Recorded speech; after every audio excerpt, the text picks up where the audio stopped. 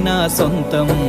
రాదురా ఏ విజయం నీ కోసం నా కోసం ఎటుపోదురా నువ్వు చేసిన కష్టం ఎప్పటికైనా సొంతం కాలంతో పయనించేవాడికి కానిది ఏముంది సాధనతోనే సాధ్యమవ్వునని సదాశయంతో సాగర ముందుకు రాదురా ఏ విజయం నీ కోసం నా కోసం ఎటుపోదురా నువ్వు చేసిన కష్టం ఎప్పటికైనా సొంతం